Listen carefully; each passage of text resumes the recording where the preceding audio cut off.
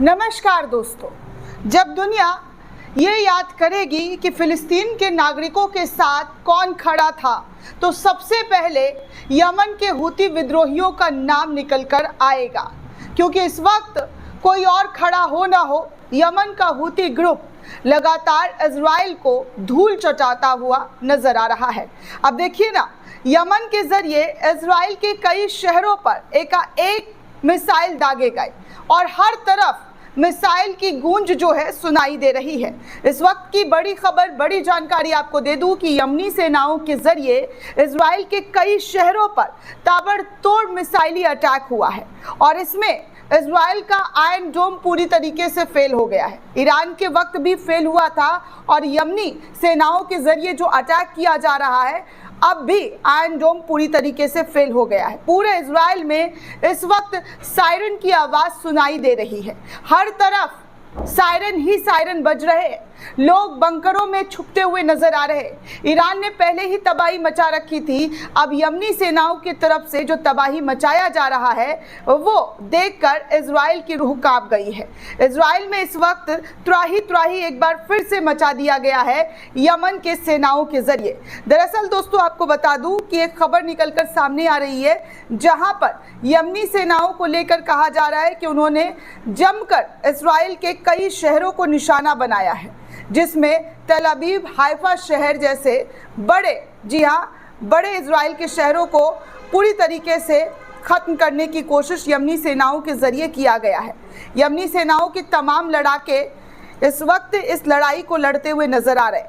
लाखों की तादाद में ये लड़ाके जो है उठ खड़े हुए हैं। और आपको बता दूं, रशिया न्यूज़ के हवाले से खबर आ रही है कि यमन ने बेन गुरियन हवाई अड्डे को बंद करने का आदेश दे दिया है।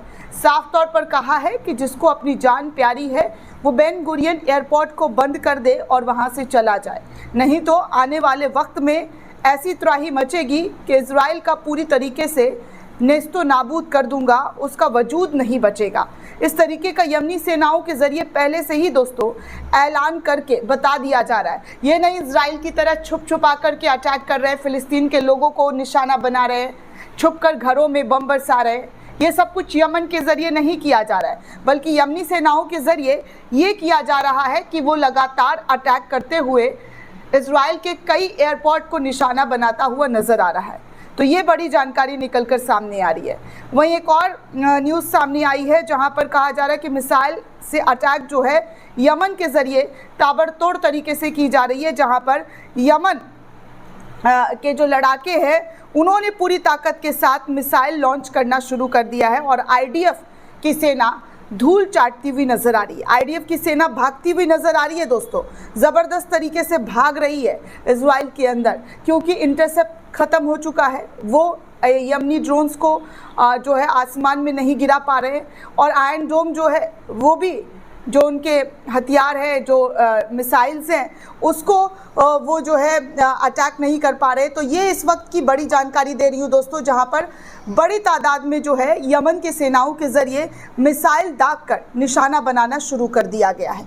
एक और ख़बर आ रही है, यमन और इजराइल की ओर से मिसाइल दागी गई। आईडीएफ ने कहा यमन से अब हर हाल में, जी हाँ, अब हर हाल में बदला लेंगे। और ये भी आईडीएफ के ज़रिए कहा जा रहा है कि बहुत तेज़ी के साथ इतने ज़्यादा मिसाइल दागे गए हैं कि इजराइल के कई इलाकों में सायरन बज रहे हैं। इसका खुद आईडीएफ के ज़रिए पुष्टि किया जा रहा है। आईडीएफ इस बात की जानकारी देते हुए बता रहे हैं कि ये सब कुछ हो रहा है और पूरा शहर जो है इधर उधर भागता हुआ अफरा तफरी का माहौल जो है मचा हुआ है।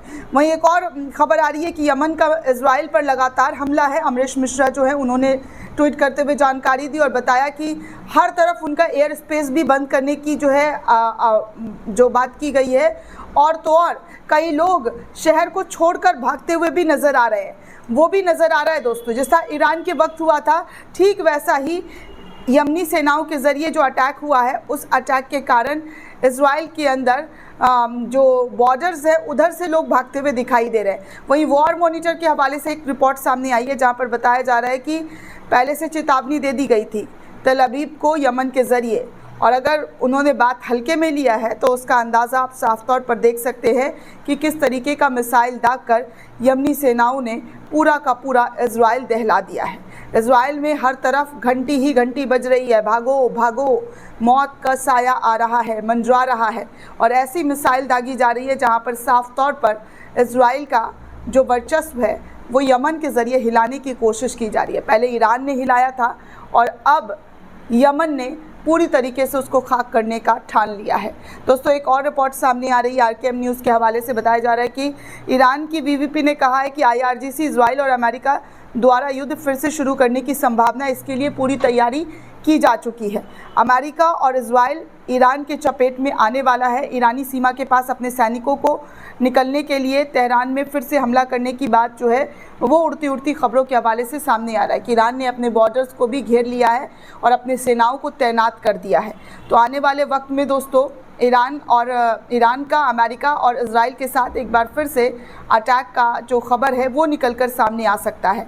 तो ये बड़ी चीज़ और बड़ी जानकारी निकलकर सामने आ रही है। लगातार फ़िलिस्तीन के लोगों को जिस तरीके से तड़पाया जा रहा है उसकी तड़प अब यमन के ज़रिए इजराइल को दिया जा रहा है और ख़ासकर साफ तौर पर चेतावनी के साथ दिया जा रहा है कि वो चेता कर के जो भी अटैक किया जा रहा है वो सब कुछ चेतावनी दे दे करके अटैक करने की कोशिश की जा रही है। और पूरा का पूरा, जी हाँ, पूरा का पूरा इस वक्त इजराइल जो है यमन के चपेट में नज़र आ रहा है।